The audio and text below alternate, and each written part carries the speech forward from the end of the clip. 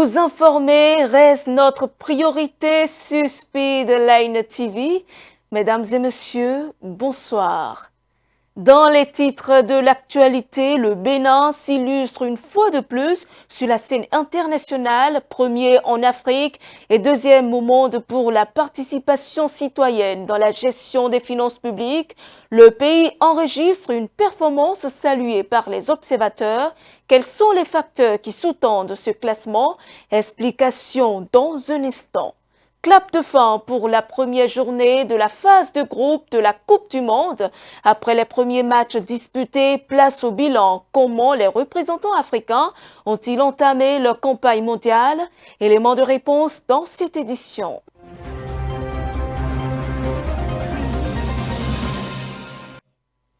Bienvenue à toutes et à tous. Le Bénin continue de renforcer son image de modèle en matière de gouvernance publique. D'après l'édition 2025 de l'Open Budget Survey de l'International Budget Partnership, le pays se hisse au premier rang africain et figure parmi les leaders mondiaux en matière de participation citoyenne au processus budgétaire. Une performance qui témoigne des efforts consentis pour rapprocher les citoyens de la gestion des finances publiques. Sur quels critères repose cette distinction? Plus de détails dans ce récit. Le Bénin confirme son statut de référence africaine en matière de gouvernance budgétaire.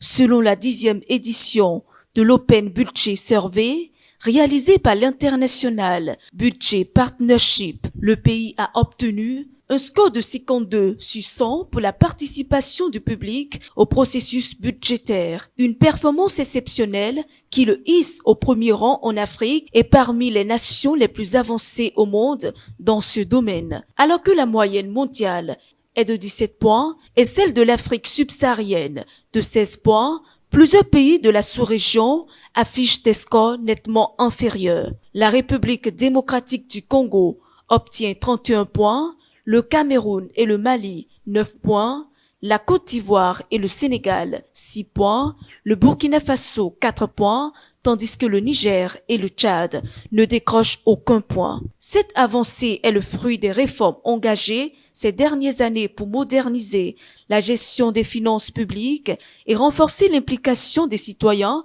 dans les décisions budgétaires. Les progrès réalisés en matière de transparence sont particulièrement remarquables. De 39 points en 2017, le score du Bénin est passé à 49 en 2019, puis à 65 en 2021, avant d'atteindre 119 points en 2023. Dans l'édition 2025 de l'enquête, le pays conserve une excellente performance avec 117 points, bien au-dessus de la moyenne mondiale. L'OBS souligne notamment la qualité des documents budgétaires mis à la disposition du public.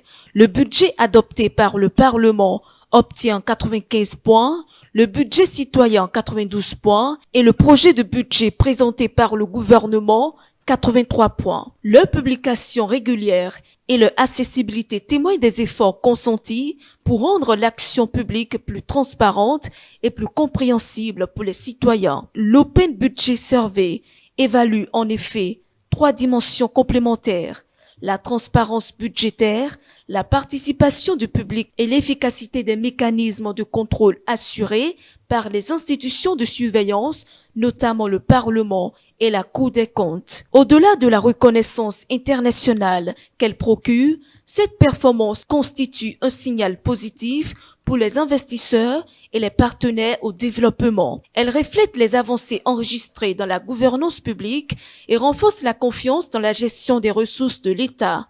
Le principal enjeu demeure désormais la consolidation de ces acquis afin que les progrès observés se traduisent par des résultats tangibles pour les populations et un renforcement durable de l'efficacité de l'action publique. Autre volet de l'actualité, le président de l'Assemblée nationale, Joseph Djogbinou, a accordé une audience aux membres du réseau des journalistes accrédités au Parlement. Cette rencontre a permis d'aborder plusieurs questions liées au renforcement des relations entre les institutions de la République et les professionnels des médias. Les échanges ont également porté sur le rôle de la presse dans la promotion de la démocratie, de la transparence et de l'information citoyenne. Suivant. C'est vrai que nous avions déjà écrit en tant que président du réseau des journalistes accrédités au Parlement pour féliciter le président de l'Assemblée nationale et le nouveau bureau par rapport à leur élection pour diriger l'institution parlementaire. Mais nous avons demandé à rencontrer le président de l'Assemblée nationale, cette fois-ci pour lui présenter, comme il est de tradition, de vive voix, nos félicitations pour son élection à la tête de l'institution parlementaire. Nous avons profité également de l'audience pour lui présenter le réseau qu'il connaît par ailleurs et les activités que nous menons au sein du Parlement. Nous avons également évoqué avec le président de l'Assemblée nationale les liens de collaboration qui existent entre l'Assemblée nationale et le réseau des journalistes accrédités au Parlement. Nous avons fait le point de la collaboration entre notre réseau et l'institution Parlement. Et bien entendu, avant de le quitter, nous avons essayé d'avoir un peu ses conseils par rapport à, et son regard par rapport à comment nous exerçons notre profession. Je crois que ces conseils nous sont utiles et pour dorénavant comment nous allons exercer. Nous avons reçu une écoute attentive du président de l'Assemblée nationale qui a pris acte de tout ce que nous lui avons dit au cours de cette audience. La première journée de la Coupe du Monde 2026 a livré son lot de satisfaction et de déception pour les 10 représentants africains engagés dans la compétition. Avec un bilan de 2 victoires, 4 matchs nuls et 4 défaites, le continent affiche un visage contrasté entre performances encourageantes face aux grandes nations du football mondial et revers parfois sévères. Retour dans cet élément.